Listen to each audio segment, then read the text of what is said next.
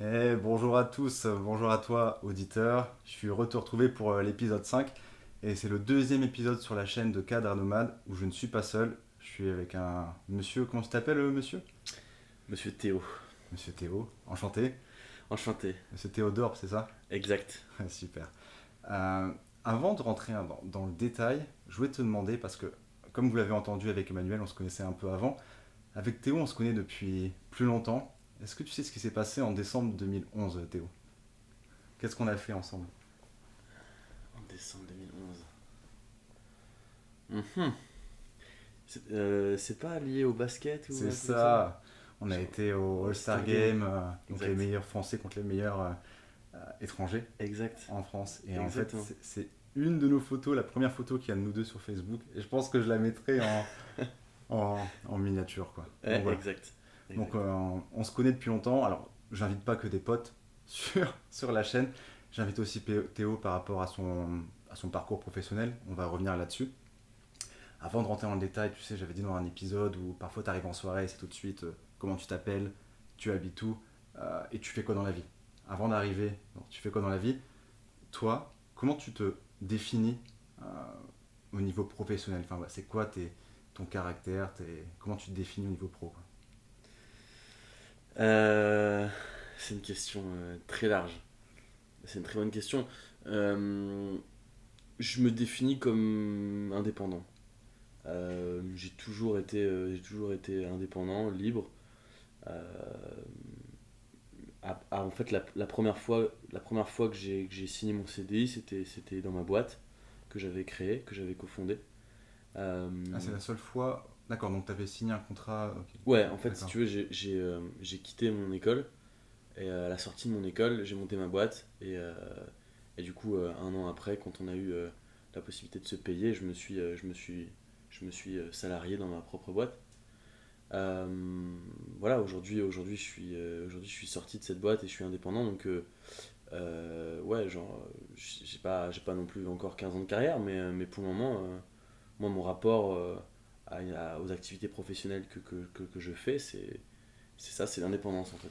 Et j'aimerais revenir au commencement, car moi par exemple, tu vois, j'ai eu mon déclic à 25 ans. Une fois que Ouais, j'étais rentré dans la vie active, moi ouais, il m'a fallu cette période où euh, je rentre dans la vie active et au bout de 6 mois, je me suis rendu compte ouais, que c'était pas un modèle qui me passionnait. ouais, Je sais, ouais, j'ai regardé un peu ce que tu avais déjà fait avant Crème de la Crème, à l'EDEC, il y avait d'autres projets, ouais. mais depuis quand est-ce que c'est une compétence que tu as développée ou tu as tout le temps eu ce truc où dès 5 6 ans où tu voulais créer ta boîte, enfin, comment ça s'est développé cette compétence en gros? Bah en fait, je vais revenir même encore plus loin que l'école. Et c'est une anecdote en fait qui me suit un peu et que je raconte parfois quand les gens justement me posent ces questions-là. Euh, Déjà au collège, Ah ouais, je vendais des bonbons, tu vois, dans la cour de récré. En fait, j'avais vu qu'il y avait il y avait des bonbons qui étaient, enfin, que tous les collégiens achetaient dans le café à côté. Sauf qu'au collège, tu peux pas sortir comme ça. Quand tu rentres, quand tu ressors du collège, c'est parce que t'as plus cours. ok, Donc soit t'achetais des bonbons à 8h30 du matin, c'est pas ouf, et souvent ils sont en retard donc ils n'en achetaient pas. Ou alors t'achetais à la fin de la journée, mais du coup ta journée elle était finie. Et j'avais trouvé en fait les bonbons en gros. Ces bonbons-là, je les avais trouvés en gros. je vais trouver où du coup des Je les avais bonbons? trouvés dans un magasin, en fait, dans un magasin, une sorte de foire fouille, un truc comme ça. Et j'avais trouvé littéralement les mêmes bonbons que le café à côté. Et du coup, je m'étais amusé à faire des sachets. Et donc, comme c'était 5 centimes la pièce, je pouvais pas, tu vois, faire plus Ouais. bas. Je faisais des sachets, et je faisais des réducs et je faisais des prix de gros. Donc, voilà, enfin, même aussi avec ma mère, avec mon père, on faisait beaucoup les brocantes. En fait, on vendait tout ce qu'on avait dans la maison pour Hmm. acheter des trucs. Et donc je sais pas, c'est venu un peu naturellement comme ça, c'est-à-dire que j'ai toujours eu un peu cette capacité à faire des choses et je pense que ça a été un peu encouragé par ma mère et mon père qui étaient tout le temps en train de faire des choses quoi. On était tout le temps, je voyais mes parents jamais je les voyais sur un canapé quoi, ils bougeaient tout le temps, Ouais, et, tout le temps actif quoi. tout le temps actifs et donc j'ai toujours fait ça et puis ben, quand tu commences à faire ça, que tu prends un peu la confiance par rapport à ça et que tu es vu comme ça et que les gens te voient comme ça et qu'ils te définissent comme ça, bah, ça devient en fait. Ça devient ta ta norme. personnalité en fait, Ouais. ça devient ça. Et voilà, mais c'est un long. C'est un long sujet. Enfin, il y a énormément de choses qui font que tu te définis comme ça. Il y a le regard des autres, il y a le regard que tu portes sur toi.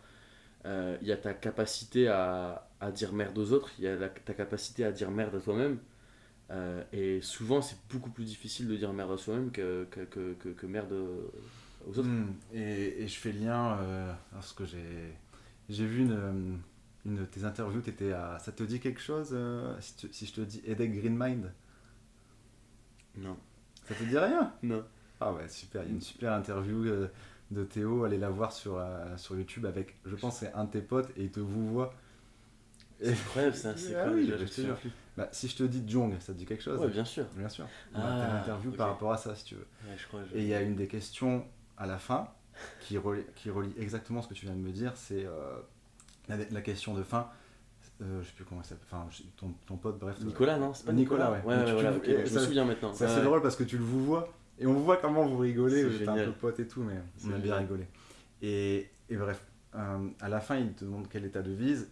Et déjà, bah, c'était il y a 5-6 ans peut-être. Ouais, c'était ouais, ça. Tu dis, alors je vais relire, c'est ouais, fais ce que tu as envie, ne pas être prisonnier des pensées des autres. Donc tu avais Ouais, c'est déjà ça. ce lien. Et donc tu as expliqué un peu ton cheminement par ton expérience, peut-être que ce que tu as vu chez Crème de la Crème, dans ton expérience actuelle. Qu'est-ce que tu dirais à quelqu'un pour qu'il soit plus prisonnier, tu vois? Là, c'est beau. Bah, en fait, enfin, il y a, en vrai, il y a des petits trucs que tu peux faire. Euh, je pense qu'il faut que t'arrêtes en fait de penser que t'es lié au regard des autres. Il y a des trucs tout cons, tu vois, genre très factuels, c'est con, mais dans la rue, souvent quand tu marches, tu regardes les gens. Parce que des fois, tu te demandes si les gens te regardent, etc. etc. Et ça devient un peu. J'ai l'impression qu'au plus tu regardes les gens, au plus tu as envie de savoir ce qu'ils pensent de toi. Mm. Et c'est con, mais tu vois, ne serait-ce que juste, en fait, bah, t'en foutre, en fait. De te forcer pendant 3 kilomètres à regarder aucun regard. Et du coup, bah, ça t'entraîne tout simplement à avoir ton regard tourné vers toi et à plus réfléchir à ce à quoi tu penses, en fait. Et tu te rends compte que finalement, bah, 3 kilomètres c'est pas mal déjà pour réfléchir à pas mal d'idées. C'est des choses que tu as fait, ça? Ouais, c'est des trucs. En fait, c'est des pensées que j'ai, tu vois. C'est des Mm. pensées que j'ai. C'est comme, par exemple, j'ai envie de faire un truc et je me dis, bah non, genre, je vais pas faire ça. Enfin, c'est con. Par exemple, tu vois, tu vas chercher ton pain et je sais pas, t'es en claquette, t'es en short et tout. Tu dis non, je vais pas faire ça. Bah en fait, c'est exactement à ce moment-là, à la seconde près où tu dis je vais pas faire ça, qu'il faut absolument que tu te poses pas de questions. Tu prends tes clés, tu sors et tu vas chercher ton pain. Mm. Et tu reviens. En fait, c'est à travers des petits trucs comme ça à la con, je pense que. Enfin, je suis pas en train de dire que c'est ça qui m'a fait devenir comme ça. Ce que tu m'as demandé, quel conseil tu peux donner ou comment les gens peuvent le faire. C'est. Il y a des choses, il y a des choses beaucoup plus profondes, mais déjà, commencer par ça. C'est un élément du chemin, quoi. Ouais. Exactement, c'est juste commencer par ça, d'arrêter de penser et de se demander ce que les gens pensent. Parce qu'en fait, déjà, quand tu auras arrêté de te demander ça, ensuite tu vas devoir t'attaquer à toi-même. C'est le plus gros boulot. Donc gagne du temps, pense pas aux autres et pense à toi. Et déjà, tu as gagné du temps parce qu'après, il y a une belle colline qui t'attend, c'est toi-même quoi. Mm. Mais il est bien ton exemple avec la boulangerie et la claquette. Mm. Dans l'épisode, je disais aussi, moi, c'est aussi des actions comme, comme dire, un mec qui mange dans la rue, il passe, il mange un sandwich, tu lui dis bon appétit, rentrer en communication, que des petits Ouais. trucs comme ça. Mm. Voilà, dire bonjour à quelqu'un dans la rue, ça c'est pas français, tu sais, hein, pour tout le monde. Hein. Tu vois quelqu'un, tu dis bonjour, il te sourit, enfin déjà C'est s'entraîner clair, à c'est faire clair. ça, tu vois. C'est Et clair. c'est, alors on ne dit pas que c'est ça qui va vous amener à créer une grosse boîte, mais c'est ça, plus ça, quoi. C'est l'effet cumulé qui va amener à. Du coup, pour à ça, faut avancer, venir quoi. à Dunkerque quand on se dit bonjour dans la rue. Ah ouais, c'est ça, ouais. Ouais. C'est ouais, parce que tu vois, j'ai pas dit, Théo est originaire de Dunkerque même. Exactement, Dunkerque même. Dunkerque même, ah, vrai quoi. Ah, je suis vrai de vrai. Euh, bon, maintenant qu'on te connaît un peu plus, je peux poser la question qu'on pose souvent en société, c'est Théo, que fais-tu dans la vie? Ouais. La question qui fait flipper pas mal de monde. Ah ouais. La question qui fait, ouais, la question qui fait un peu stresser les gens Et pareil, c'est une question qui fait flipper les gens et qui permet pas à certains de se développer. Mais moi, qu'est-ce que je fais je crée des choses. C'est-à-dire que j'essaie de créer des choses qui ont de la valeur. Idéalement, derrière, si je peux ajouter à ça un business model et faire en sorte que ça gagne de l'argent et que ce soit rentable, super. Et en parallèle de ça, pour financer ça, et bien, je suis consultant indépendant. D'accord. Donc en gros, ma vache à lait, c'est le consulting. Je fais du conseil. Donc j'accompagne des boîtes, que ce soit sur de l'acquisition en ligne, sur du marketing, sur créer un nouveau service, avoir de nouveaux services en ligne, etc. Enfin, il y a plein de façons dont je peux conseiller les boîtes aujourd'hui, de par du coup l'expérience que j'ai eue ces 5 dernières années. Donc tu les aides dans leur digitalisation. Ouais, c'est ça, Ouais. exactement. Je vais te donner un exemple assez concret. Tu vois, pendant 8 mois, j'ai accompagné une PME, une agence de recrutement dans les pharmacies, dans les officines, qui existe depuis une trentaine d'années en Ile-de-France. Et donc, en fait, on a tout refait en interne, sauf la compta, quoi. Ça D'accord. passe de l'identité graphique jusqu'au back-office et la formation des consultantes dans cette boîte de recrutement. Donc ça, c'est la partie conseil, c'est ce qui me permet de vivre et de financer à côté de ça tout ce que je fais à côté. Et donc tout ce que je fais à côté, ça va être financer mes propres idées et pour ça, je paye des des freelances. Souvent, c'est des gens que je connais bien. Par crème de la crème, ouais. Ouais, par crème de la crème, par ma vie après aussi de manière générale. Il y a des gens que je rencontre, des gens avec qui j'ai envie de travailler. Et voilà, et ça boucle un peu la boucle, c'est-à-dire que je reste complètement indépendant sur ce sur quoi je vais investir et ce sur quoi je vais travailler. Donc tu as aujourd'hui vraiment ton réseau, il te sert dans ton activité. Et c'est vrai que très vite, je trouve que dans tes premiers projets, tu as eu cette notion des idées dans tes business, même avant Crème de la Crème, dans Jong, Hmm. de mettre en lien des gens. Ouais, Et c'est je vrai. crois que tu dis aussi que c'est... ouais, enfin, ça te vient d'où cette volonté, qu'est-ce qui t'a fait tourner vers une idée business de mettre en lien les gens? Est-ce que tu peux expliquer aussi ce que c'est Jong, peut-être pour illustrer ça? Ouais. Mais en fait, ouais, non, mais rapidement, Junk, ça n'a même pas été mon premier projet. Ah, Parce qu'il y en avait d'autres avant. Mais ceux-là, on les connaît pas du tout, tu vois, il n'y a aucune trace sur j'ai pas internet. trouvé sur internet, Voilà. ouais. Mais non, mais ouais, Jong, rapidement, c'est un mix entre Swapcard et Shaper. En gros, dans la vie, tu peux avoir plusieurs casquettes, donc en gros, plusieurs cartes professionnelles, quoi, des cartes de visite. Et donc, l'idée, c'était sur une application de créer tes cartes de visite, de les activer ou de les désactiver, pour en fait avoir la casquette que tu veux à un moment donné. Et donc, ta carte, en fait, à partir du moment où elle est activée, eh ben, elle est géolocalisée. Et en fait, moi, l'idée et moi, l'intérêt que je voulais, c'était que les gens se rencontrent, mais parce qu'ils étaient proches physiquement. Moi, ça m'intéressait pas de savoir qu'il y avait, je sais pas moi, un mec qui m'intéressait à 3 km. Ça m'intéresse pas parce que, bien évidemment, je sais qu'il y en a à 3 km. Moi, ce que je veux savoir, c'est si je suis dans la même salle Hmm. ou si je suis dans la même rue.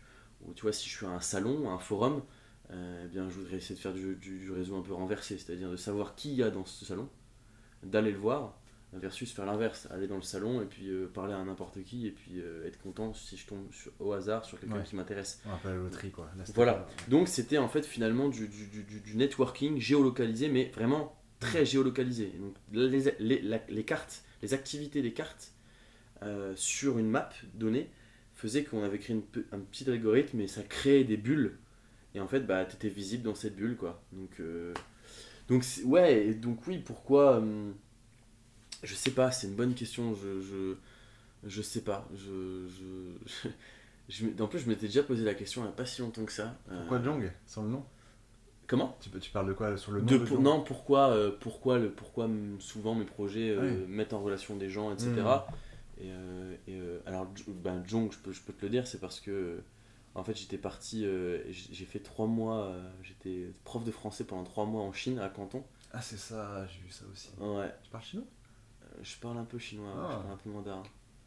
J'ai peur quand je dis ça parce que j'ai peur que le mec en face de moi parle couramment mandarin et commence à me parler mandarin. Et bah, t'es mal Mais- tombé, Théo. On va switcher. Et voilà, Tchoum, tchoum, tchoum. on va passer en mandarin. Ouais, j'ai appris le mandarin pendant 7 ans et c'est une langue que je kiffe de ouf. Et du coup, je suis parti. J'ai eu la chance, l'opportunité de partir en Chine, à Canton. Et j'étais prof de français pendant 3 mois à Canton. Et j'ai rencontré un monsieur formidable qui avait une cinquantaine d'années, franchement incroyable. Enfin, un chinois qui était parti aux États-Unis, qui avait travaillé pour IBM, qui est rentré après en Chine, qui a monté sa boîte. Enfin, un mec mais adorable et il m'a proposé de visiter Canton, je suis allé dans son appart, enfin, franchement trop cool et ce gars-là s'appelait John. Voilà. Ah, Et donc du excellent. coup j'ai C'est trouvé ça dommage. trop cool de l'appeler comme ça et je l'ai un peu européanisé, je sais pas si on peut dire ça comme ça, enfin Ouais. occidentalisé, j'ai appelé ça DJONG. Mais voilà, tu vois, ça c'était cool, c'était une de mes premières vraies mon vrai premier projet pro où vraiment je suis allé en stage à l'époque au groupe Oxygène qui a été racheté par M6 dans le site, pour le site radin.com. Je faisais du SEO et déjà là, tu vois, c'était mon stage de première année, j'y allais pour récupérer des devs et j'avais réussi à faire développer une app par les devs de radin.com qui avaient enfin, pas qui avaient la flemme, qui avaient pas d'idée quoi, qui avaient pas forcément d'idée et qui avaient envie justement d'en faire, de faire des projets. Et donc voilà, ça s'est passé comme ça et voilà, mais c'est vrai qu'il y a pas mal de points communs. Souvent les gens, souvent mes projets sont liés aux gens, mettre les gens en relation. Mais je sais pas si c'est forcément volontaire. Je sais pas si c'est un hasard ou si au fond de moi il y a un truc, je sais pas. J'ai pas la Ouais, ça réponse. peut être un hasard, peut-être une opportunité marché, parce que c'est vrai que Ouais, aussi. aussi aujourd'hui c'est quelque chose qui marche beaucoup. Et bah, moi du coup j'ai forcément une question, parce que Ouais. en faisant mes recherches, j'ai trouvé que enfin, un de tes premiers projets que je pouvais voir sur internet c'était Jong. Tu m'as dit que c'était pas le premier. C'est quoi le premier du coup? Ouais, bah c'est exactement ça en fait. C'est encore une fois le truc de. C'est encore une fois de la mise en relation. En fait, c'était le même principe que de géolocalisation, sauf que c'était pour de l'offre et de la demande. Donc, en gros, je mettais tout ce que j'avais à vendre chez moi. Type, j'ai un canapé à vendre, j'ai machin, etc. Un peu comme le Bon Coin. Et en fait, je recevais une notification à chaque fois que je croisais un mec qui, lui, recherchait ce que je vendais. Ok, Tu vois. Et donc, en d'accord. fait, l'idée, c'était de mettre en vente des choses sur son application et ensuite de ne plus rien faire. C'est-à-dire Hmm. de faire sa vie. D'aller au sport, d'aller chercher ses gosses à l'école, d'aller manger au resto, d'aller au boulot, etc. Et en fait, ton activité faisait que tu rencontrais des gens qui avaient besoin de ce que toi tu avais besoin. Et inversement aussi, tu pouvais aussi faire des annonces de Ok, recherche. Et donc voilà, et donc tu avais plus de chances du coup de trouver des acheteurs ou des vendeurs. Au plus tu bougeais, au plus tu trouvais des acheteurs et des vendeurs. Et du coup, bah, tu achetais et tu vendais avec des gens au niveau local. d'accord, ok. T'avais quel âge à ce moment-là? Parce que si c'était avant du J'avais coup, 18 ans. Ah ouais, ok, donc directement quoi. Ouais. Ah, c'est vrai qu'à 18 ans, ouais, moi j'avais pas trop ce genre d'objectif, quoi, mais c'est top. C'est bien d'avoir Ouais. eu ce déclencheur, quoi. Ouais, ouais, Très vite, ouais. quoi. On en revient au début de la conversation. Et alors, le podcast s'appelle Le Cadre de Man. On pourrait penser, bien sûr, il est destiné aux salariés qui veulent devenir Ouais. indépendants, déjà aux entrepreneurs aussi. Il y a beaucoup d'entrepreneurs qui m'ont donné leur retour sur les premiers épisodes. Mais je voulais parler de l'école de commerce. Pourquoi? Parce que je suis persuadé que ta réponse, les gens pourront faire des parallèles avec autre chose. Ouais. Pour remettre dans le contexte aux auditeurs, si vous voulez, moi j'ai souvent été, enfin jusqu'à 26 ans, j'avais un peu trop cette pensée qui me disait que l'école de commerce, c'était un peu de sa faute que j'étais devenu un bon cadre et que j'avais pas eu cet esprit d'entreprendre. C'était un peu, voilà, peut-être un peu rejeter la faute, même si je fais pas ça beaucoup. Et il y a une conversation avec Théo, où, bon, bref, je sais plus, je crois que c'était un anniversaire Ouais. sur Paris, et je crois que j'avais discuté de ça avec toi. Et depuis cette discussion, j'ai vraiment changé d'avis sur le sens. C'est que je pense que l'école de commerce, c'est un véhicule, c'est un piano. Est-ce que toi, tu vas bien le jouer ou tu vas mal le jouer? Est-ce que tu vas bien l'utiliser, tu vas mal l'utiliser? Exactement. Et pour moi, ce que tu me disais, c'est que tu as vraiment tiré beaucoup profit de tout ce qu'il y avait dans l'école de commerce. C'est sûr. Et donc, voilà, s'il y a quelqu'un qui est en école de commerce, qu'est-ce que tu pourrais lui conseiller de faire euh, pour optimiser ses chances en fait de devenir Ouais. entrepreneur, de devenir nomade. Bah, après, c'est comme tout, en fait, c'est le regard que tu portes sur les choses. Voilà, hein, c'est la phrase très connue de voir le verre à moitié plein ou à Mm. moitié vide, tu vois. Euh, Moi, si tu veux, comment ça s'est passé, c'est que euh, du coup, après, je répondrai du coup à ça, quel conseil je peux donner, mais moi, quand je suis arrivé en fait parce que du coup, j'ai fait la post-bac de l'EDEC, ça s'appelait l'ESPEM avant. Ouais. donc le BBA Deck. J'avais passé le concours passe, je l'avais eu, mais finalement Voilà. j'avais été à la fac. Ouais, moi je l'ai passé et en fait j'aimais bien. En plus, tu pouvais continuer à apprendre le mandarin là-bas. Et puis je trouvais vraiment l'école assez cool parce que c'était très pratico-pratique. En tout cas, c'est ce qu'ils vendaient. Et si tu veux, moi quand je suis arrivé là-bas, je savais pas trop où je mettais les pieds et moi je venais d'un milieu très modeste du Dunkerquois et je suis arrivé en fait à Croix, à côté de Roubaix et de Mm. M. Il faut savoir que là-bas, tu vois, M c'est une des villes les plus où il y a le plus de gens qui payent l'ISF, etc. Enfin, je Donc, savais pas du tout. T'habitais à M et l'école était à Croix, c'est ça? Non, L'école était à Croix. l'école est L'école à était à Croix, Croix. ouais, Mais ok. en fait, enfin, l'école était à Croix, mais c'était vraiment très limitrophe. C'est-à-dire que moi, là où j'habitais, dans ma petite chambre d'étudiant en Ah, ok, résidence, c'était pas loin. c'était à Ouais. M en fait. J'étais à Ouais. M, tu vois.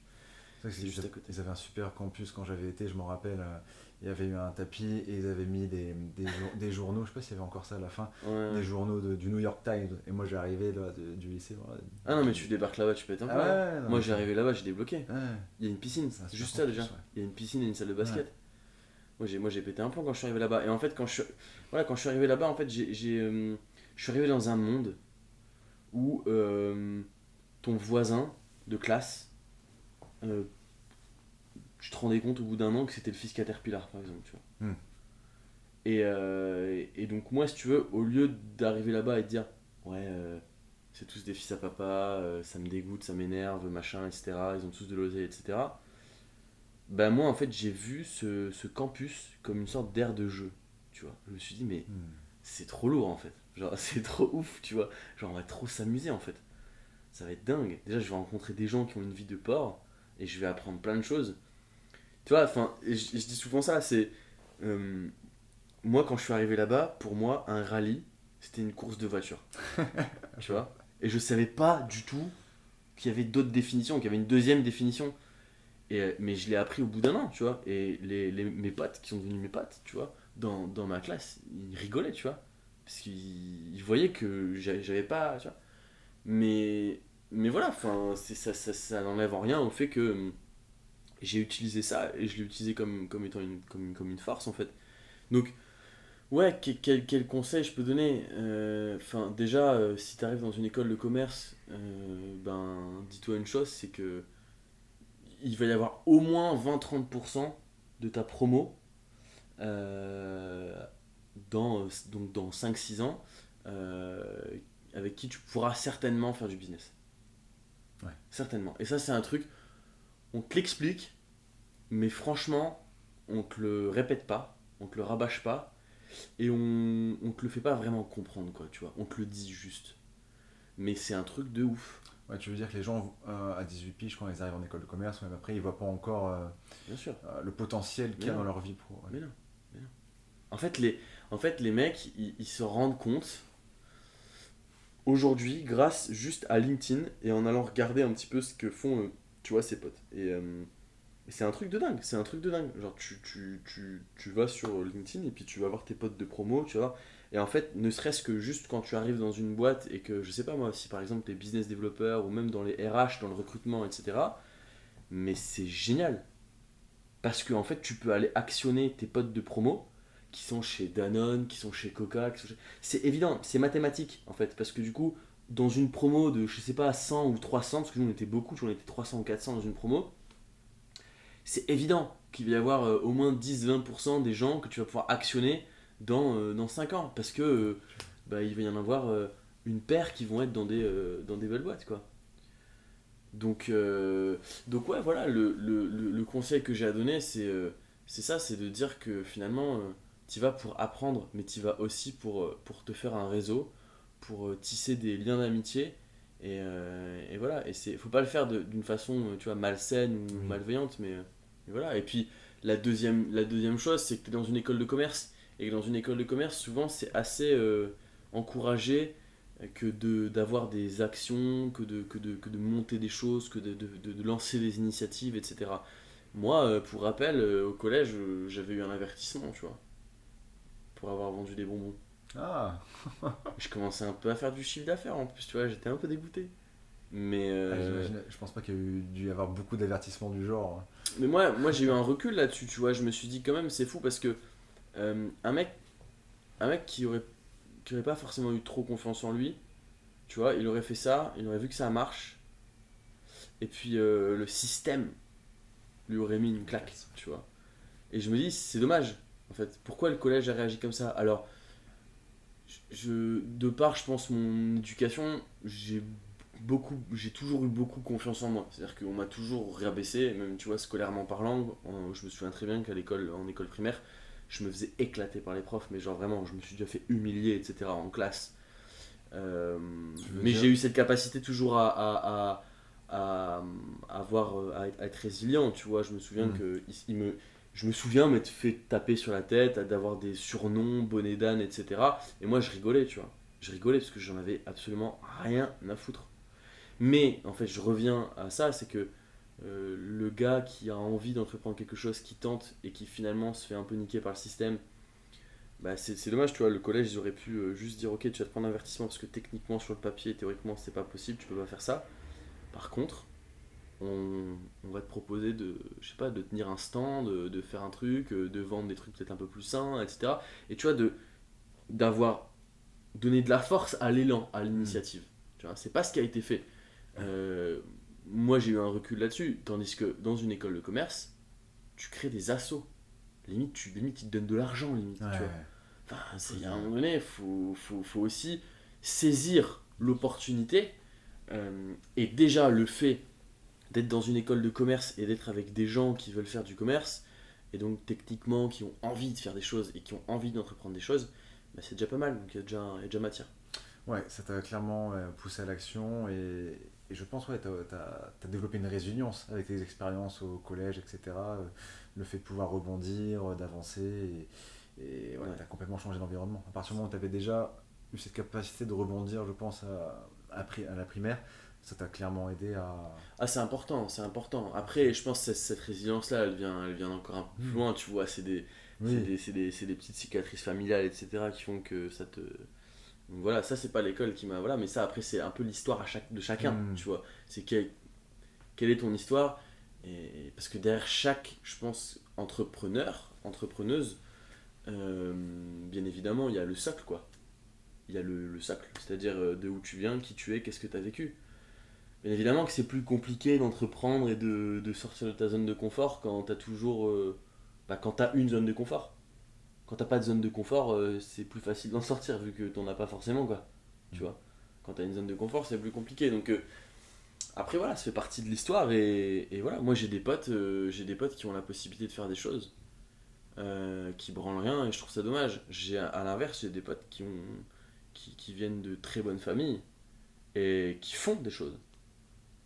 Et parfois ils se font un peu aider par papa et maman, parfois pas. Mais moi je suis le premier à le dire, on s'en fout en fait. On s'en fout. Genre, si ton père il peut te donner 10 000 balles pour lancer ton truc, mais prends-les. Ouais, fais-le, ouais. Prends-les. Parce que tu fais un truc. Moi, je respecte de ouf ça. Moi, je respecte plus les gens qui peuvent et ne font pas. Tu vois. Hmm. Donc, après, qu'il y ait ton père, ta mère qui t'aide ou qui t'aide pas, voilà, c'est pas. Ouais, autant profiter de cette opportunité. Exactement. Exactement. Et pas stagner. Hmm. Et on parle de l'école. Théo, si je te dis carte SIM à 2 euros, tu me réponds quoi, Théo? Bah ouais, je te réponds début de crème. Ouais, début de Début de crème crème. de la crème, ouais. Ouais. Tu peux- Bah ouais, c'était lourd, hein. C'était lourd, hein. T'as quel âge? T'es en quelle année à ce moment-là? J'ai quel âge à ce moment-là? La carte SIM, c'est quoi? Je suis en fin d'études. Je dois avoir 21, 22, je crois. Ok. 21. Ouais, 21 ans. Ouais, raconte ça quand même. J'ai vu, alors, Bah, j'ai vu les screens du début de crème de la crème, c'est ouais. cool. Ouais, franchement, c'était lourd, hein. C'était grave excitant. Bah, en fait, si tu veux, c'est un peu tout ce qu'on explique aujourd'hui, tout ce que les gars qui font des vidéos sur YouTube et tout, ils expliquent, tu vois. C'est comment tu fais pour te lancer de façon assez préparée, mais pas trop non plus pour que du coup bah, que ça marche et que surtout tu ailles vite tester ton truc et que tu règles les choses qui ne marchent pas au lieu de vouloir faire un truc trop parfait et finalement être essoufflé au moment de le sortir et de plus avoir les ressources pour améliorer la chose. Donc ouais, la carte SIM, c'est ça. En fait, ce qui s'est passé, c'est que moi, en gros, j'étais toujours sur Jong. On était donc début 2015, janvier 2015, je rentre en incubation à l'EDEC. J'entrais en incubation à l'EDEC et en fait, si tu veux, moi, c'était mon stage de fin d'études, donc de janvier à juin, et je devais ensuite terminer mon école, donc en juin. Et moi, à l'époque, j'étais boursier. Et en gros, j'ai vite fait un calcul. Je me suis dit, là, avec Jong, c'est cool, c'est bien, l'appli, elle est sortie en bêta, mais moi, je gagne pas une thune avec ça. Là, j'ai pas forcément la possibilité de lever des fonds parce qu'à l'époque, je savais pas trop comment ça marchait, je m'y connaissais pas du tout. J'avais pas de revenus ni rien. Donc, je me dis, voilà, on est en janvier, je me laisse 3 mois pour trouver un moyen de gagner de l'argent avec ça. Le 1er avril, si j'ai pas trouvé, j'arrête tout. Je dis à tout le monde qu'on arrête et puis je cherche du taf, quoi. Parce que ce qui se passe, c'est que le 1er juillet 2015, ma mère et mon père on avait prévu de plus me donner d'argent et j'avais plus la bourse parce que j'étais plus étudiant. Déjà, même quand t'es étudiant, l'été ils te donnent pas de bourse, ça j'ai jamais compris. Mais enfin bref, donc l'été tu crèves quoi. Ouais, c'est En ça. gros, t'as 2 mois pour te démerder dans la rue. T'attends devant Mais, l'école. ouais. Donc, qu'est-ce qui s'est passé? J'ai pas réussi à gagner de l'argent avec ça. Donc, 1er avril, j'arrête. Je cherche du taf. Je débarque même sur Paris pour faire un entretien chez SlimPay à l'époque. Et d'ailleurs, je l'ai revu d'ailleurs il n'y a pas longtemps, le gars qui m'avait fait l'entretien. C'était très très marrant. Il m'avait pas pris parce que c'était pour faire être business developer. Il m'avait pas pris parce qu'il m'a dit il a l'air bien, mais il va se barrer au bout de 6 mois ce mec, c'est sûr, il va jamais rester. Sérieux? Parce qu'il a trop de trucs dans la tête. Et il avait raison, il a trop raison. Franchement, s'il écoute le podcast, bah, il avait trop raison. Bien vu. Tu lui bien enverras, vu. j'enverrai si tu veux. Ouais, carrément. Et donc du coup, non, et donc du coup, bah, je cherche du taf. Et en fait, moi, je suis au téléphone toujours avec mon poteau et lui aussi a monté un petit truc. Ça vivote, moi aussi, du coup, ça vivote aussi. J'ai arrêté tout ça, puis on est au téléphone et puis on discute, on se dit tiens j'ai vu ça, j'ai trouvé ça sur internet, regarde, nanana, etc., etc. Et puis on avait vu en fait un site sur internet. Ah, c'est. J'ai oublié le nom. Je vois. J'ai vu En fait il y a j'ai vu 2 la page. sites qui ont lancé Crème de la Crème. Il y a un site qui s'appelle Get Nerd et il y a un site qui s'appelle Magic. Ok. Ouais, Get Magic ou Nerd, enfin bref, on s'en fout. Ah, Magic, c'est Nerd que Magic j'avais et vu, Nerd. ouais. Nerd, c'était une landing où en gros tu pouvais envoyer un texte, un message à un étudiant de Stanford. Magic, c'était une conciergerie via WhatsApp. En gros, tu avais un numéro de téléphone, tu demandais ce que tu veux par WhatsApp et le gars il venait Ok. te livrer. Ils avaient même fait une sorte de vidéo un peu qui avait buzzé en mode il avait ramené, le gars il avait livré un tigre, un bébé tigre. Tu Sérieux? vois, ouais, enfin les Américains quoi. Ouais, ça peut Euh, un peu mixer les deux du coup. Voilà, en fait, si tu veux, Mm. donc nous on s'envoie ce genre de truc et je sais pas pourquoi, mais quand je vois le truc nerd, je dis mais putain mais ça je sais pas ça m'a trop inspiré en fait.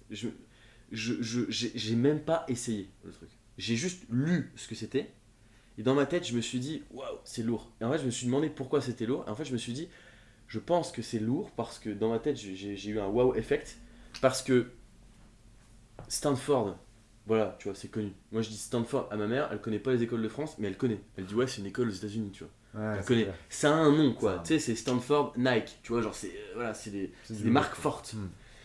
Et je me dis, c'est lourd parce qu'en fait, Stanford, je connais sans connaître. C'est-à-dire que je connais personne à Stanford. Et là, avec une landing et un numéro de téléphone, j'ai l'impression d'avoir, entre guillemets, qui me permettent de décloisonner ce réseau élitiste qui est centenaire. Tu vois. Et donc, je me suis dit, c'est trop cool, on peut trop faire la même chose en France. Il n'y avait pas ça en France. Mais avec les écoles françaises. Mm. Et tu sais comment on est en France, tu vois. Les Français avec les diplômes, c'est comme Ah le oui. vin quoi. Ah tu bah vois. c'est ça. Hein. C'est comme pareil aux US avec les armes quoi, c'est la même chose. Ah, tu c'est vois. le Graal. Nous on est voilà, c'est Mm. la constitution quoi. Les écoles, les diplômes. D'ailleurs, je pense même que c'est la raison aussi pourquoi ce podcast existe, tu vois. C'est parce qu'il y a beaucoup de gens qui font des grandes écoles et qui se disent tiens, je vais faire ça et je ferai une grande école et je vais être heureux. Mais finalement, c'est pas comme ça que ça se passe. Ça c'est clair. Voilà. Et donc du coup voilà, et donc du coup on s'est dit tiens on fait la même chose, on s'est pas fait chier, on a pris la même landing, On a copié le code source, puis on a changé, et puis on a mis un numéro de téléphone. On a appelé ça crème de la crème. Tout le monde nous disait ouais, crème de la crème par rapport au film, non, etc. Non, c'est pas vrai, parce que moi je l'avais même pas vu ce film. Je savais qu'il existait, mais non, je savais pas. Ouais, et puis je l'avais pas regardé. Moi, c'était plus l'idée de me dire on va mettre un numéro de téléphone, et en fait, on va vous proposer d'entrer en contact avec les gars bons dans une spécialité, dans une spé, quoi, dans une spécialité, dans une école qui est déjà bonne. Je donnais l'exemple, par exemple, de mon école. EDEC Business School sont très très chauds en finance. Du coup, l'EDEC Business School, c'est déjà une bonne école, mais du coup, moi, je vais te proposer un mec en finance à l'EDEC Business School. Donc, c'est la crème de la crème. Tu vois. Ok. C'est ça, c'était top of the top. Tu vois, c'est vraiment. La crème, donc déjà les meilleurs étudiants des meilleures écoles. Ouais, donc ça fait Voilà, du sens, ouais, exactement, crème, exactement. Et donc voilà, on a mis la page en ligne en 48 heures. Et, et le premier truc qu'on a fait, c'était d'avoir pris On-Off, l'application de Tychris. Je sais pas si t'es au courrant de ça. Non. T'as écrit, c'est Tychris, en plus. Ok. tu vois, Ouais, le poteau qui fait du roller, Du roller, c'est ça. le gars méga connu.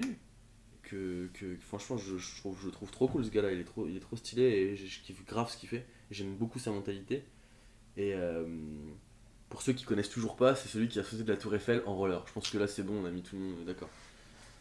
Tout le monde l'a vu cette vidéo. Et donc on avait pris On-Off qui te permet d'avoir en fait un numéro de téléphone, un second numéro de téléphone via une application dans ton téléphone. Et puis on avait lancé le truc comme ça. Et en fait, bah, comme ça a commencé à bien marcher, on avait acheté une carte SIM free à 2€. On avait acheté un iPhone reconditionné qu'on avait plugué à la prise sectaire, quoi, enfin, pour qu'il soit tout le temps chargé. Et l'iPhone, en fait, on l'avait plugué à nos iMessage. Tu sais, tu peux recevoir les messages sur tes MacBook, Ok, d'accord. sur tes Mac. C'est comme ça que tu bossais, quoi. Et en fait, moi j'étais à Lille, mon pote il était à Paris. Et en fait, il y avait ce téléphone là, avec cette carte SIM free à 2€ qui recevait juste les textos. Et en fait, nous, on recevait les textos, on recevait les textos, le même texto sur nos iMessage. Le premier qui répondait, c'était celui qui prenait le client, tu vois. On avait plugué ça à Typeform et on exportait tout sur Excel.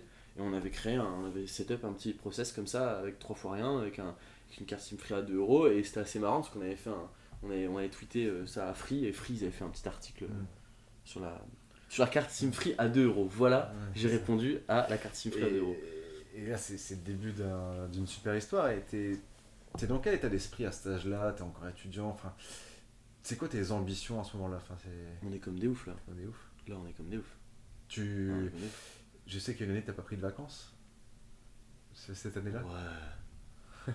Ouais, non, mais enfin, après, pas prendre de vacances, moi c'est. Non. Non, c'est pas la norme. J'aime pas du tout genre faire le gars, genre, ouais, on travaille comme des oufs et tout. Par Non, exemple, je déteste Elon Musk par exemple. Tu vois. Je veux dire ta norme. Je déteste ce qu'il dit, je trouve ça complètement débile. Enfin, voilà, c'est la petite info, je déteste ce genre de truc. Les gars qui disent ouais, faut bosser comme des je sais pas quoi et tout, enfin, non, je suis pas d'accord. Mais bref, je m'éloigne, pardon, tu me disais. Bah Théo, je te disais... Ouais, là tu parles du technique. Dans quel état d'esprit Ouais, tu dans me quel disais, état voilà. d'esprit, ouais, t'es étudiant, qu'est-ce qui te pousse? Exact. Qu'est-ce qui te fait... Bah là, en fait, le seul truc qui me pousse, c'est que, si tu veux, ça faisait 1 an et demi que je bossais sur une app. J'avais personne dessus et j'avais un article dans La Voix du Nord, mais genre du coin, tu vois, La Voix du coin. Ouais. Et là, on lance une landing et en 48 heures, on lance une landing et en 3 semaines, il y a toutes les écoles de commerce de France qui parlent de nous et les écoles d'ingé. Il y a des entreprises qui nous contactent et qui nous demandent, qui utilisent le service, et puis on a les médias qui nous appellent. On a Le Parisien, on a Click qui fait un article sur nous, on a BFM, enfin c'est ridicule, tu vois, c'est complètement ridicule. Donc on est comme des oufs, Oh, ouais. on essaie de comprendre pourquoi ça buzz comme ça. Après coup, tu vois, moi j'ai ma théorie, tu vois, Ouais. mais du coup l'état d'esprit dans lequel j'étais, c'était comme des oufs, quoi. C'est quoi ta théorie du coup, Théo? Ma théorie, c'est qu'il y avait le triptyque gagnant, quoi. On avait réussi à faire parler l'offre et la demande. La demande, en fait, on avait réussi à mettre des Rolls-Royce sur le marché au prix d'une Dacia. Parce que quand tu dis que, en gros, tu permets à des entreprises de travailler avec des étudiants de Polytechnique ou d'HEC, eux, ils se disent, trop cool, je bosse avec des fusées. mais au prix d'un stagiaire, quoi. Tu vois.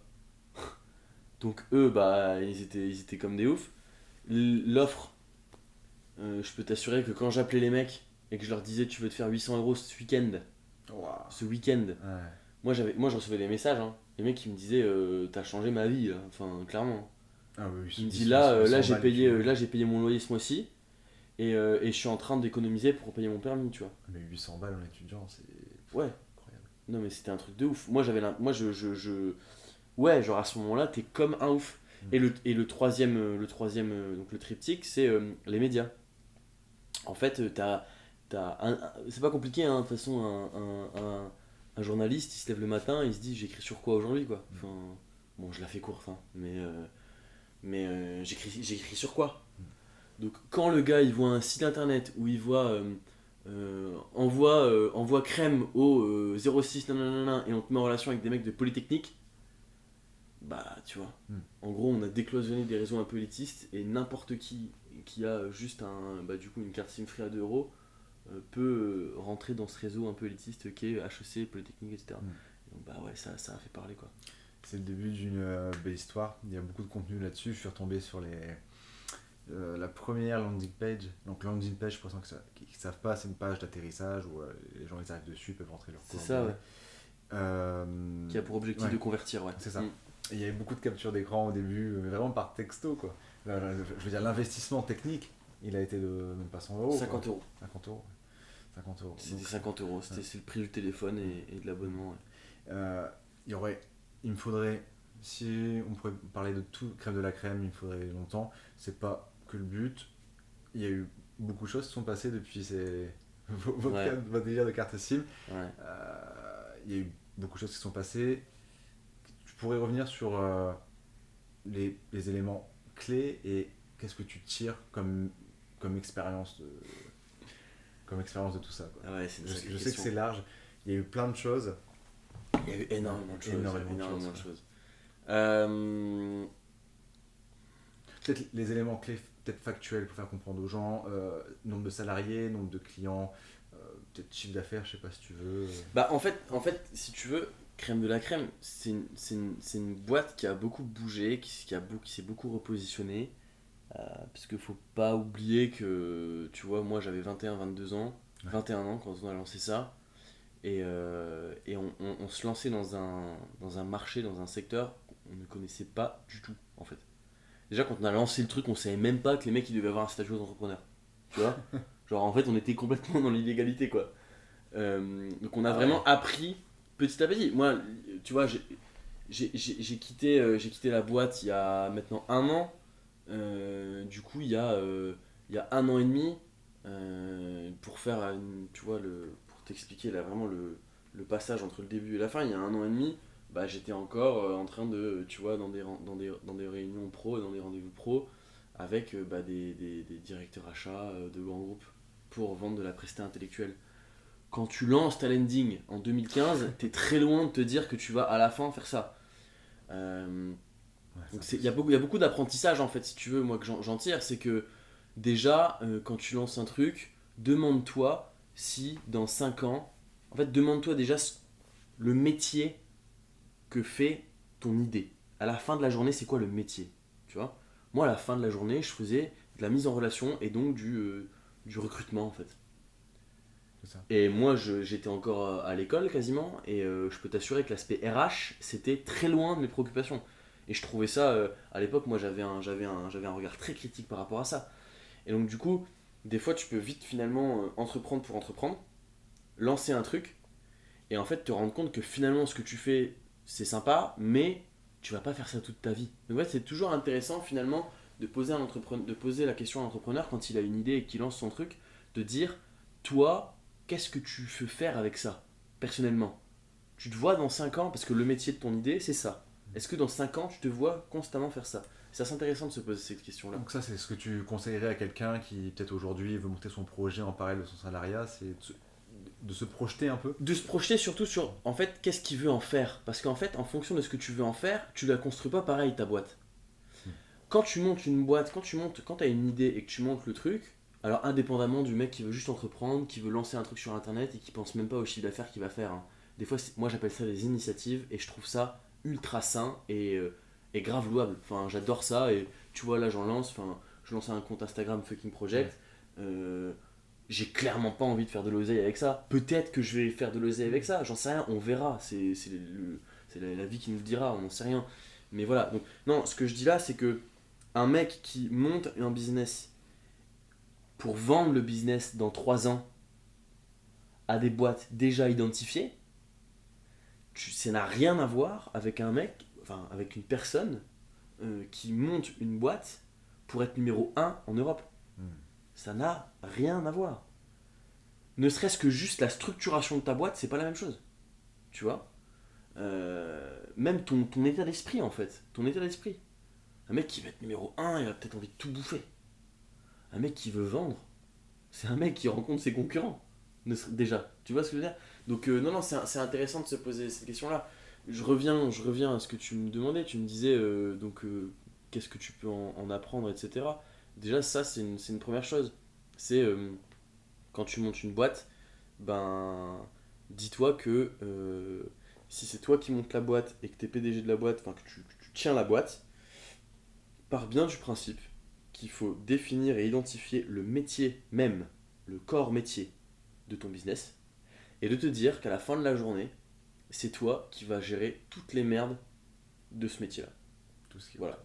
Et si à la fin quand tu as identifié ce métier, etc., et que la réponse c'est ouais, je suis toujours chaud de le faire, bah fair enough, très bien. Il y a des mecs qui le font, il y a des gens qui le font très bien, il y a des hommes et des femmes qui le font, et ça se passe très bien. C'est juste, qu'est-ce que tu veux en fait, personnellement. Et de plus en plus, avant moi je comprenais pas pourquoi on me posait ces questions-là, je trouvais ça débile, tu vois.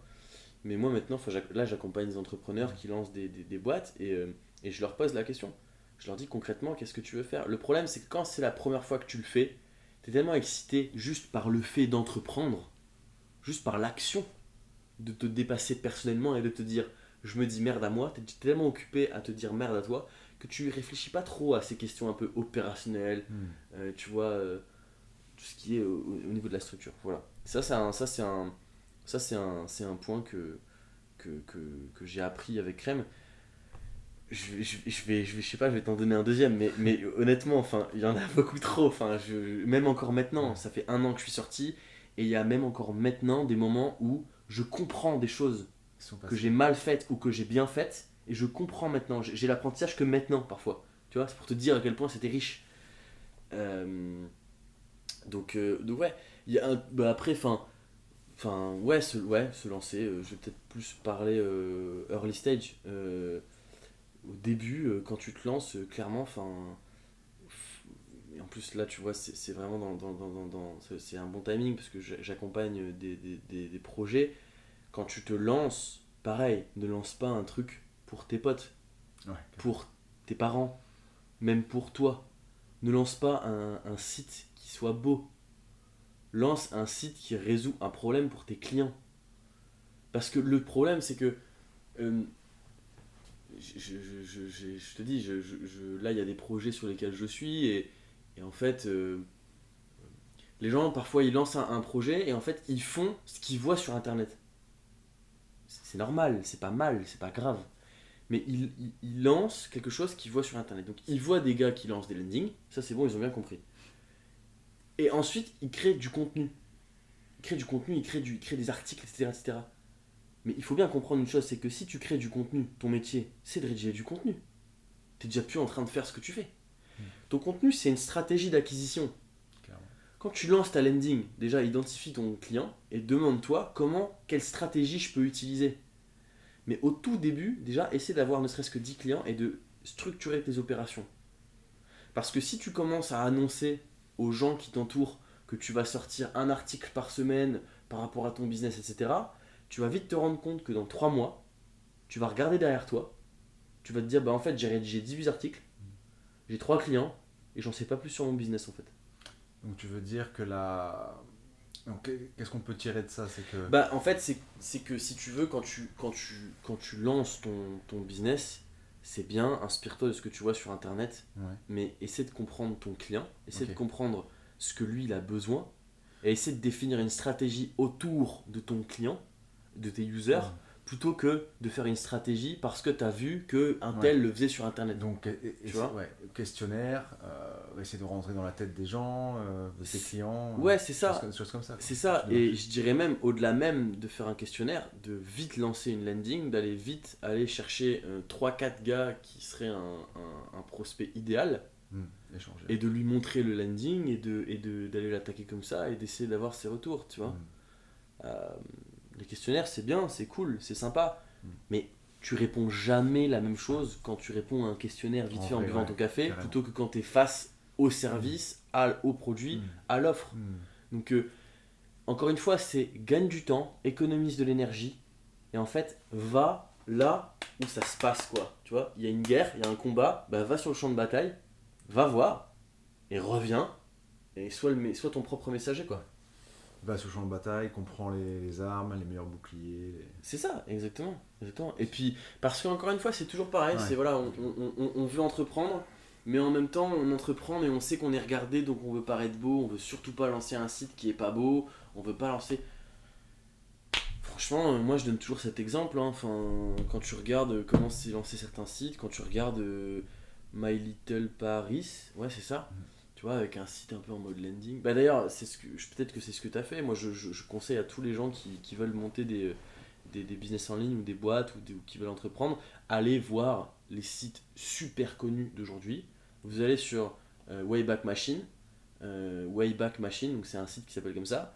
Vous rentrez l'URL du site en question et vous avez des archives année après année, et donc vous pouvez aller voir les screenshots, donc la gueule du site qu'il y a, et tu peux t'amuser à prendre, par exemple, je vais dire n'importe quoi, tu prends même ne serait-ce que Deliveroo, tu vois, et puis bah tu prends les screenshots de 2013, 2014, 2015, 2016, 2017, et tu vois comment ils ont commencé, la communication comment elle change, le marketing comment il change, etc. C'est même une idée, une chaîne YouTube, ça. Tu fais ça et tu travailles sur les concepts. Mais il est super le conseil que vous dites, Théo, parce que souvent, quand on veut se lancer, on regarde les meilleurs et on a l'impression que ces gens ils sont nés comme ça. Ouais.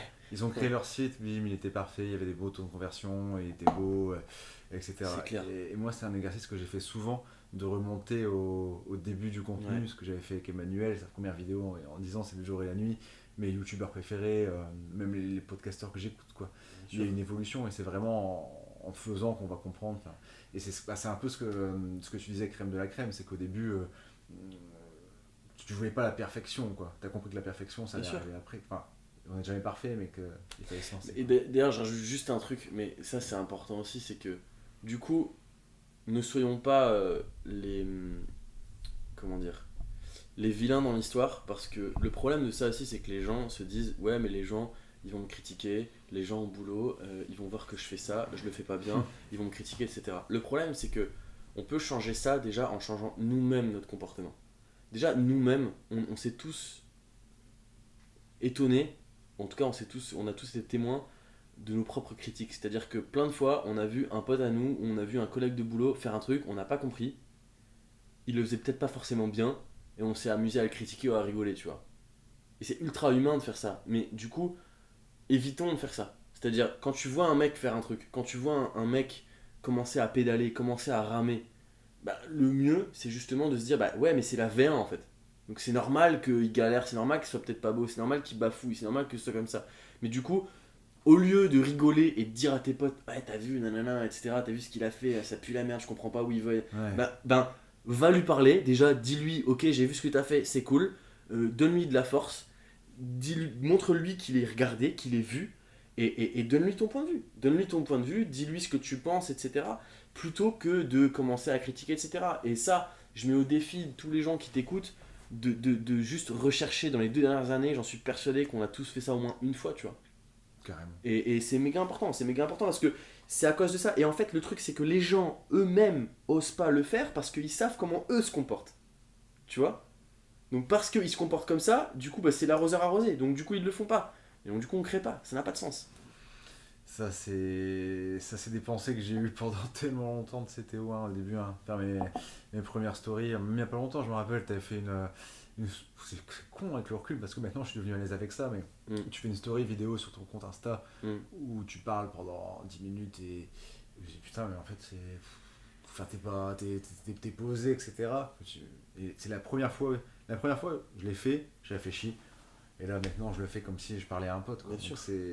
il faut accepter que la V1, elle soit pas bonne. Enfin, ou elle soit en progrès, en tout cas, quoi. Exactement, exactement.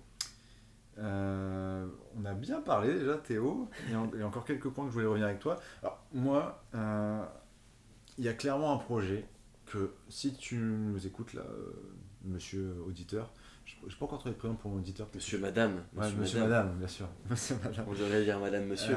Si tu as une idée, mais tu n'es pas encore sûr de. Il faut avoir des retours, comme disait Théo, là, il faut rencontrer des gens pour avoir des retours, etc. Ouais. Je trouve que tu as clairement apporté une solution qui est au début. Ça s'appelle le fucking project, Ouais. avec l'accent et tout. Enfin, est-ce que tu peux expliquer quel serait l'intérêt des personnes à faire ça en fait? Ouais, bah ouais, en fait là, bah d'ailleurs ça sort là, en fait ça y est, on va sortir la première idée sur Insta là cette semaine, peut-être même ce soir.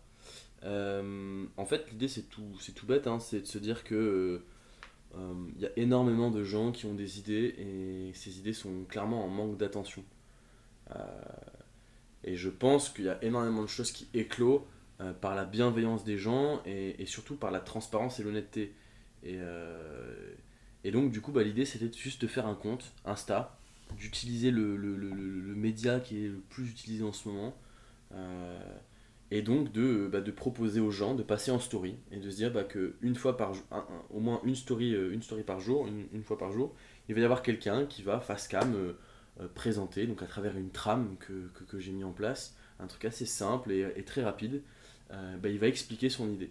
Euh, Vraiment avec une trame, donc c'est pas très compliqué parce que du coup tu as juste à répondre aux questions. Euh, et il va répondre à ces questions-là, et l'idée bah, c'est que quand tu suis ce compte, eh ben, tu es un auditeur du compte et donc tu vas apporter tes conseils, tes feedbacks, tes retours et peut-être même t'associer ou peut-être même rejoindre une initiative et apporter et donner de la force. Donc c'est vraiment un compte qui sert à donner de la force à des idées en manque d'attention et vraiment le but c'est que tout le monde puisse y passer. Le mec il a eu l'idée ce midi, il peut passer ce soir dans le compte. Donc ça se passe Tu comment? vois. Il t'envoie une vidéo du coup Alors bah, en privé? c'est clairement en rodage, Ouais. mais là pour le moment c'est clairement tu viens en privé, en Mm. MP, tu suis le compte et tu viens en privé Ok. et tu nous envoies un Mm. message. Nous on t'envoie la trame, tu prends ton téléphone, tu te filmes Mm. face caméra, tant que le son est bon, tu le fais où tu veux, on s'en fout. Et tu filmes. Nous on va prendre les 7 mini vidéos, on va les habiller, on met des petits stickers, des gifs, etc. Et tu passes sur la story et le but c'est que bah, derrière t'es des gens qui te donnent des retours. Et puis on va aussi mettre le bouton chat où tu vas pouvoir avoir une trentaine de personnes qui vont rejoindre ton idée et du coup tu vas pouvoir créer un mini groupe avec lesquels tu vas pouvoir discuter, etc. Et Cool. voilà, ouais. C'est un peu ça. Et il y a aussi un autre truc, c'est un programme d'accompagnement où j'accompagne des gens qui sont en CDI et qui voudraient Mm. lancer une idée, un business. L'idée c'est de dire justement bah, ne démissionne pas et pendant 3 mois on Ouais. va aller tester ton idée. C'est ce que tu dis, je fais le parallèle, tu parlais de. Ouais. Donc, c'était encore chez Crème de la Crème, tu parlais des part-time freelance et des full-time freelance. Ouais, C'est-à-dire que aujourd'hui, voilà, on peut développer un business en parallèle bien sûr, et c'est bien de profiter de son CDI. complètement. Et par rapport à ton projet, du coup, ça a été quoi en fait, enfin, ton état d'esprit qui t'a amené à te positionner vers ça? Enfin, tu vois, ça a été quoi ton cheminement? Vers quoi? Vers le fait d'être. Vers ton métier actuel, alors pas Fucking Project, enfin, Ouais, qui est plus une initiative, ce que tu fais aujourd'hui, donc accompagner des gens qui sont ok. en CDI à se lancer, tu vois. Ben en fait parce que. Tout simplement parce qu'en fait de par du coup l'expérience que j'ai eue là ces 5 dernières années, j'ai pas mal de gens à chaque fois qui me disent tiens, il y a mon frère, faudrait que tu parles avec lui, il a des questions à te poser, etc. etc. Et c'est souvent comme ça, c'est des potes de machin, de trucs, etc., etc. En fait, je me suis très vite rendu compte à chaque fois que quand on discutait, ben, ce que j'apportais aux gens, ça les aidait, ça les débloquait. Tu vois, parce que je voyais qu'ils avaient un peu la banane et qu'ils étaient motivés, ils étaient boostés. Mm. Et en fait, j'ai essayé de réfléchir un peu à ça. Déjà, moi, personnellement, humainement, je me dis c'est quand même assez satisfaisant que de dire bah tu fais un truc et tu rends heureux les gens et ça les débloque. Mais en même temps, je me disais mais du coup, pourquoi ils sont motivés, tu vois? Qu'est-ce qui fait que ça les a motivés? Et en fait, ça les motive parce que en fait, ils sont moins dans le flou. Je dis moins parce que t'es toujours dans le flou de base, tu vois, mais moins dans le flou. C'est-à-dire qu'en fait, là où ils voyaient pas avant demain, là ils savent ce qu'ils doivent faire dans les 10 prochains jours. Déjà, ça, c'est une avancée. Et c'est énorme déjà, tu vois, quand t'es perdu et qu'il y a un mec qui dit attends, 2 secondes, viens voir, regarde, on va nettoyer le truc, voilà comment ça se passe, et c'est par là que tu dois aller. Bah, t'es content quoi, parce que du coup tu sais ce que tu dois faire. Et donc je me suis dit, bah c'est cool, c'est un truc qui donne de la valeur aux gens. Moi ça m'éclate de le faire, à chaque fois que je le fais, j'adore. Je compte jamais mon temps, je peux rester des fois 1h30 au téléphone avec des gens que je connais pas. Et je me dis, bah ça a de la valeur, crée un truc. Tu vois. Et donc je me suis dit bah go on va faire quelque chose. Donc là il y a ce programme d'accompagnement, mais en fait c'est un peu le début, tu vois. Là j'ai fait de l'accompagnement très personnalisé, et là je suis en train de créer une formation où du coup il y aurait beaucoup plus de monde qui pourrait du coup télécharger peut-être des vidéos, des PDF. Je suis vraiment en plein dedans. Ça, Ouais, je suis en plein dedans là, et donc voilà, c'est en cours, ouais. Mais du coup, voilà, pour ça. Ouais, tu veux vraiment aider des gens, mais c'est super en plus de trouver une initiative, enfin une idée de projet en faisant le lien avec des discussions que tu avais eues dans la vie privée. Enfin, c'est ultra porteur en plus. Enfin, c'est exactement le thème de ce podcast, quoi. C'est ça. Bah, en fait, c'est surtout qu'en fait, si tu veux, moi, ça m'embête un peu les gens qui veulent entreprendre et qui démissionnent. Parce que du coup, tu te dis, si c'est la première chose à laquelle t'as pensé, ça va pas bien se passer en fait. Parce que t'as 1 milliard de trucs à faire avant de démissionner. Si t'as démissionné, ça veut dire que tu sais. C'est le seul truc que tu savais en fait. C'est le seul truc que tu savais faire. Mais quand tu vas démissionner et que tu vas te retrouver chez toi devant ta feuille blanche, ton ordi, que tu vas avoir le doute de ton conjoint, de tes parents, de tes potes, et bien évidemment, quand tu as le doute de toutes ces personnes-là, que tu vas commencer à douter de toi. Parce qu'en plus, bien évidemment, tu es plus sous perfusion financière. Tu as quitté ton CDI, alors oui, tu as un chômage, mais bon, voilà. C'est quand même génial, tu es en CDI, tu as du temps. Complètement. Le problème, c'est que parfois aussi, les gens ils démissionnent parce qu'ils n'ont pas envie de faire ça à côté.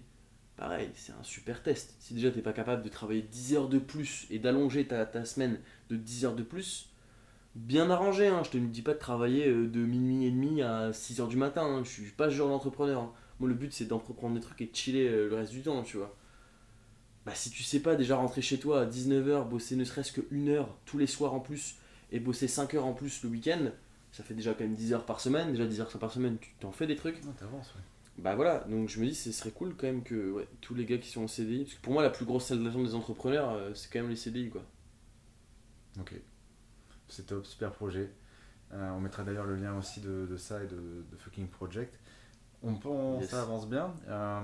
Mais il y avait une autre chose, hein, vraiment, je voulais partir à la base du Théo, de toutes ces idées. Il y a Valentin, un de tes stagiaires chez Crêpe de la Crème, Ouais. qui m'a décrit comme que tu es quelqu'un de très à l'écoute et surtout que tu avais plein d'idées. Et il y a une autre personne qui est très proche de toi qui m'avait dit que tu avais plein d'idées et que surtout, dès que tu as une idée, vous voyez pas le geste, mais tu passes vite à l'action. Ouais. Du coup, est-ce que tu as une méthode, enfin, comment tu nourris cette machine à idées, comment ça se passe dans ta tête? Tu penses souvent à des opportunités, enfin, comment tu... En fait je pense que c'est pas un truc que t'as forcément. Je pense que déjà de base quand t'es un peu curieux, ça aide. Euh, Quand tu sais du coup quelles actions tu dois faire une fois que t'as l'idée, ça aide aussi. Parce que du coup c'est actionnable. Une idée en soi ça vaut rien, tu vois. Mais une idée actionnable, ou quand tu me dis une idée et que je te dis ouais bah dans un premier temps, dans les 10 prochains jours, on va déjà faire ça, ça et ça, et dans 10 jours on verra, bah, ça te donne envie, tu vois. En gros on te donne un peu l'instrument quoi. Mais je pense qu'il y a un autre truc, c'est que à partir du moment où en fait tu fais ça, que les gens disent que tu fais ça bien, que toi t'aimes faire ça, bah, je pense qu'en fait au bout d'un moment tu commences à développer une sorte de... un peu comme un photographe. Tu vois, la lecture que tu as de ce que tu vois. Il y a tellement de gens. Il y a des gens, il y a des gens, ils vont aller dans un parc voir plein de gens, ils vont dire ah, regarde-moi tout ce monde, tu vois. Et puis il y en a un autre qui se dit bouge pas, j'arrive, je vais vendre des glaces, tu vois. Enfin, en Ouais. fait, c'est juste la lecture que t'as. Je suis désolé, moi des fois je vois des trucs, je vois des super paysages, je dis putain c'est beau et tout, puis j'ai des potes qui font de la photo, ils arrivent, ils font une vidéo, elle fait putain mais j'ai pas du tout vu ça en fait, genre incroyable ce que tu m'as fait comme vidéo, enfin comme photo, parce que moi j'ai vu la même chose que toi, je l'ai pas vu.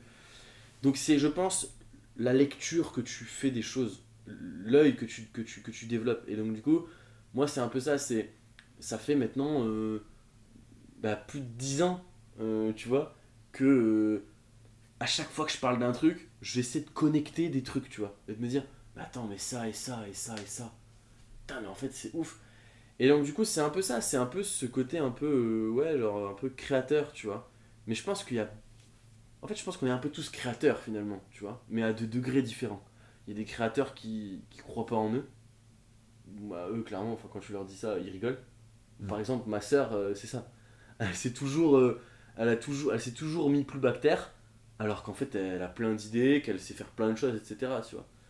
Et puis, bah, il y a les mecs qui sont tout au-dessus, où là, bah, ils ont carrément un titre, tu vois, genre, tu vois, genre créateur, Dieu, tu vois. Et puis bah eux bah là, ils ont full confiance quoi. Donc du coup bah ouais ils développent ça. Mais je pense que c'est un truc que tu développes, Hmm.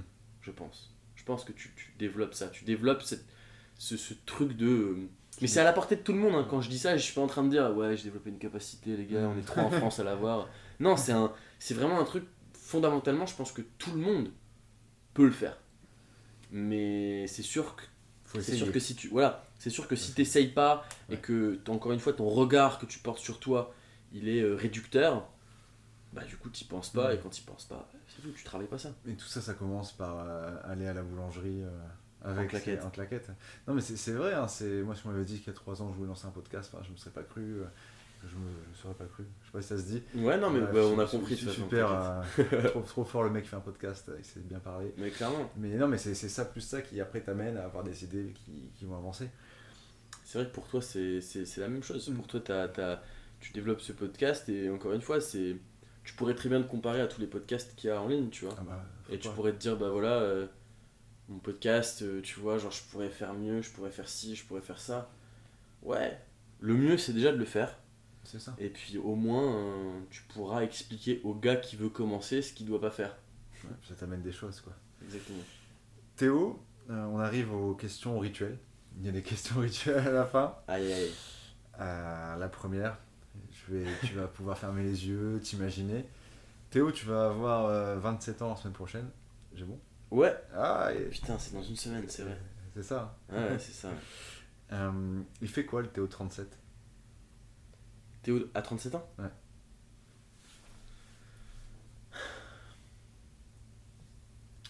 Bah, il crée, hein. Il crée. Ouais, il crée toujours. Il crée toujours et clairement, j'aime bien là ce que je suis en train de faire. Je trouve ça grave cohérent avec ce que j'aime et mes valeurs et je pense que dans 10 ans je sais pas ouais, je me vois bien avoir développé tout ce que je suis en train de faire là et avoir permis à pas mal de monde de monter leur truc quoi et avoir gagné confiance en eux aussi. Tu seras au Maroc ou en France?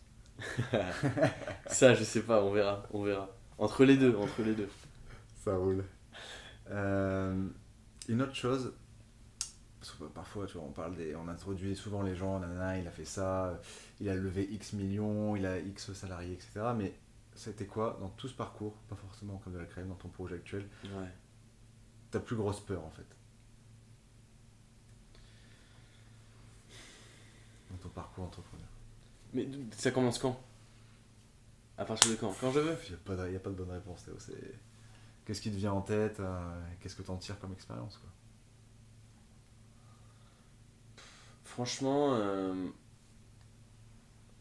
moi enfin, je sais pas, il va y avoir quelque chose de beaucoup plus sensé, je pense, que ce que je vais dire là, mais j'ai déjà eu ce sentiment où, je sais pas, je me disais, putain, imagine, je peux plus le créer. Tu vois. On m'enlève cette possibilité. Et en fait, moi, j'étais. Si tu, moi, enfin, je paye des crédits et tout, j'ai payé mon école, enfin, je paye encore mon école, etc. Donc j'ai beaucoup de charges. Et en fait, je me suis toujours dit, putain, si j'ai pas de thunes pour être indépendant, ça veut dire que je dois trouver un CDI, tu vois. Et je me souviens que je flippais, tu vois, à l'idée de. Et en fait, après, je me suis un petit peu calmé par rapport à ça. Je me suis dit, c'est complètement con de dire ça. Enfin, en soi, il peut y avoir des putains de projets. Je donnais l'exemple de me dire, imagine, ça arrivera certainement jamais. Mais imagine Disney t'appelle et dit, ouais, On aimerait bien que tu développes la plateforme de streaming. Ah, j'allais dire que tu fasses Mickey, ok. Non. J'ai changé. Non, mais tu vois, genre, bref, une grosse marque, même Nike, qui te propose un bête de projet, Ouais. tu vois. On s'en fout, tu vois, du contrat. On a rien à foutre, tu vois. Bon, voilà. Mais, je sais pas, c'est le truc qui me vient en tête, la peur, c'est de plus créer. Et du coup, ouais, des trucs qui me déjà passaient à l'esprit, mais complètement débiles. Franchement, tu vois, je suis clairement franc avec toi, parce que c'est des trucs complètement bêtes que tu te dis des fois dans ta tête. Je sais plus, des trucs en mode. Si je sais pas, j'ai un accident de me couper les mains. Je peux plus être sur un ordi, je peux plus. C'est l'enfer, tu vois. C'est clair. C'est l'enfer. Et ça me fait flipper. Tu vois, je me dis, du coup, je suis trop content, tu vois, d'avoir mes mains et tout, tu vois. T'es un, Et peu un t'es un peu un chirurgien, quoi. des fois, Ouais. des fois, je me dis des trucs comme ça. Je me dis, finalement, tu sais, des fois, je me mets beaucoup en question. Je me dis, putain, j'ai trop de chance, tu vois. J'ai trop de chance. Et du coup, je relativise par rapport au CDI, du coup, tu vois. Mais j'ai beaucoup de chance. Je me dis, putain, je suis là, j'ai des jambes, tu vois, j'ai ma tête et tout, je peux réfléchir, C'est du top. coup, je peux créer, tu vois. Même si limite, je suis en chaise roulante, limite, tant pis. Ouais, Parce que je peux encore créer. Et avec Internet, c'est un truc de fou. Tu fais un truc dans chaise roulante, t'es dans ton appart, tu peux faire kiffer un mec en Corée ou à Los Angeles, tu vois. C'est extra. C'est énorme. C'est énorme. Tes idées, elles peuvent, voilà. T'as pas besoin de marcher. Ça. Tes idées vont plus vite que le mec qui court le plus vite, tu vois, que Sean Bolt, tu vois. C'est lourd. Ouais, ça me fait un peu flipper ça. De finir comme un légume. Voilà. Je Ouais. préférerais mourir plutôt que d'être en légume, quoi. Ouais, que de plus créer. Ouais, Non, c'est top. C'est. je pense que c'est ça. Non, mais c'est inspirant. Je partage un peu aussi cette peur. Et je voulais juste revenir sur quelque chose que tu dis en mode. Que tu disais qu'une peur, c'était de reprendre du CDI après que tu avais un peu relativisé. Moi, c'est exactement la même chose. C'est-à-dire que le but du podcast de Canal Nomade, à aucun moment je vais dénigrer le CDI. Ouais. C'est un super contrat qui Clairement. permet d'avoir de la Clairement. sécurité à des gens, qui leur permet d'avoir un Clairement. cadre, et qui est essentiel, je pense, pour beaucoup de personnes. Clairement. Donc c'est bien de relativiser, c'est pas la. C'est clair, parfois, si on me propose un super poste, tu vois, dans.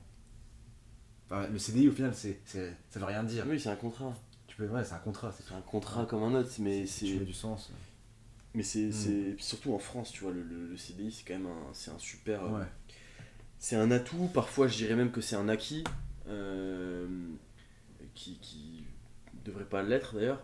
Mais du coup, c'est génial parce qu'un CDI, ça te permet du coup de tester en partie, à côté tes idées, tes créations, ouais, c'est génial. Clairement. Question suivante, Théo, du rituel de fin. Oui, Guillaume. Je sais pas si tu te l'as déjà demandé, mais si tu n'étais pas devenu entrepreneur, quel serait ton métier? Oh putain. Je dis putain parce que je me suis déjà posé cette question. Et j'ai une réponse dans la vie de tous les jours, mais je vais clairement pas la dire sur un podcast.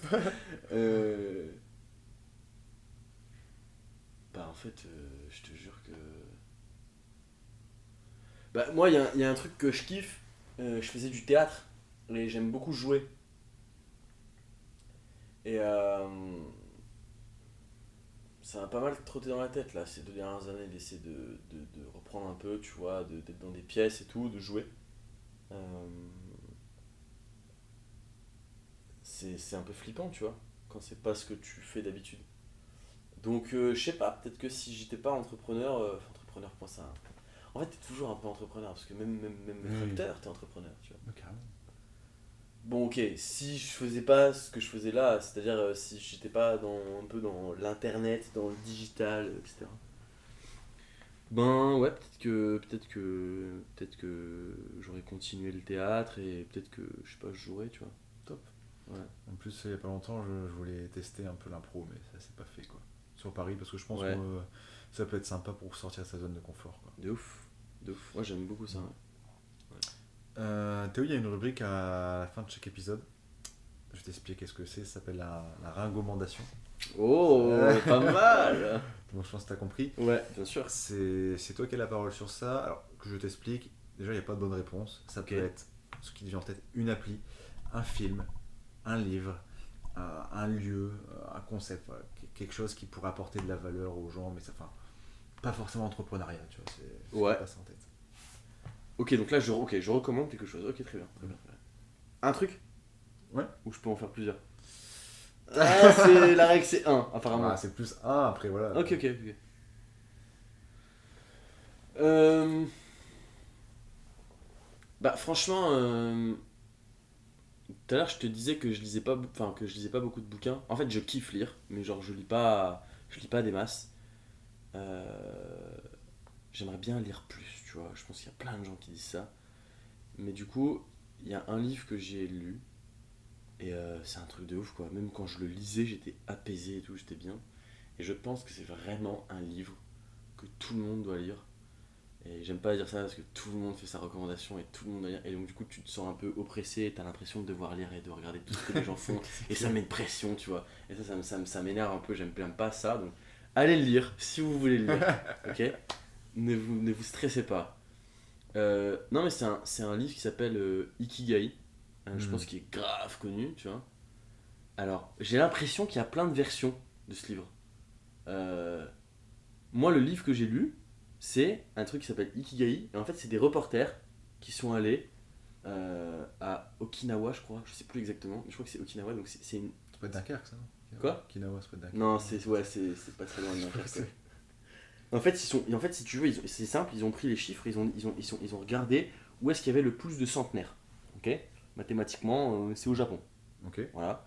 Sauf que au Japon, quand tu fais un focus, il y a aussi une ville, et j'ai peur de dire des conneries, mais je crois que c'est Okinawa, où dans cette ville-là, il y a une part énorme des centenaires qui sont au Japon. Ok.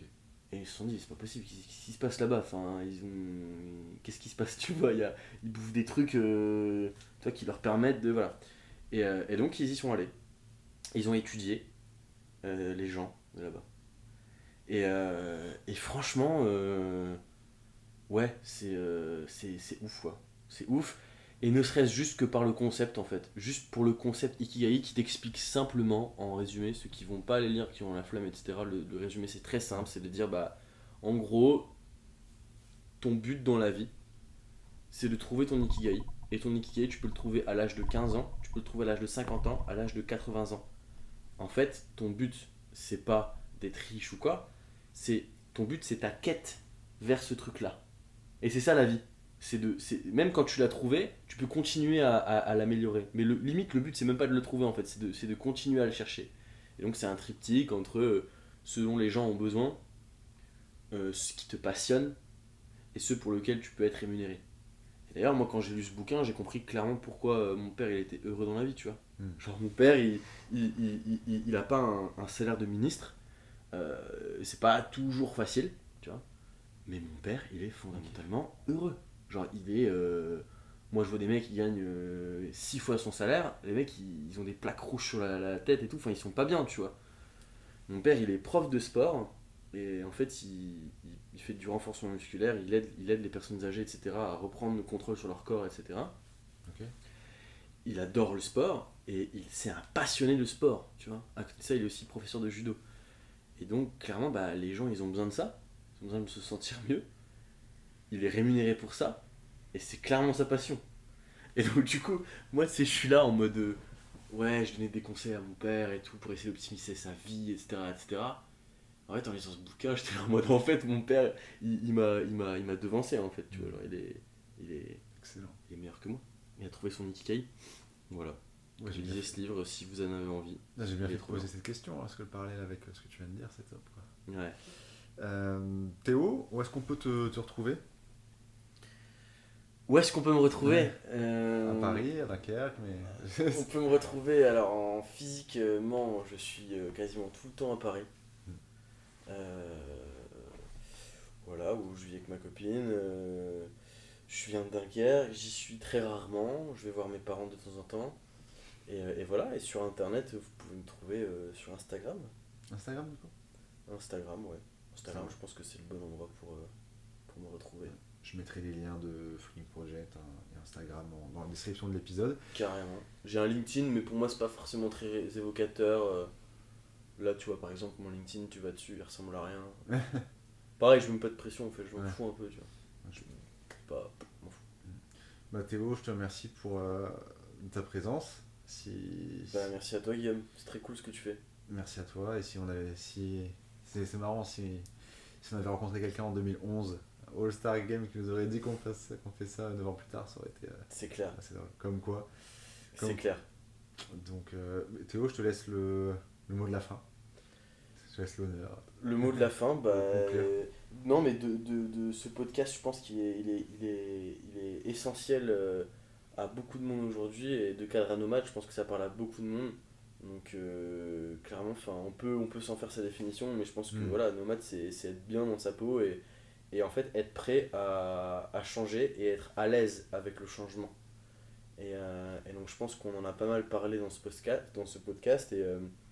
Et voilà, en 2020, clairement, aujourd'hui, n'ayez plus peur de changer et dites-vous que c'est la norme que de vouloir changer. Merci Théo. Merci Guillaume. Ciao. Ça tue. C'était cool. C'était lourd, hein. Enfin, j'ai pris plaisir, moi. Très très bien, moi j'ai beaucoup aimé. Même moi, enfin, je me fais mon autocritique. Avec Manu, c'était assez fluide, mais avec Manu, j'étais plus dans le truc. Ouais, j'ai fait cette question.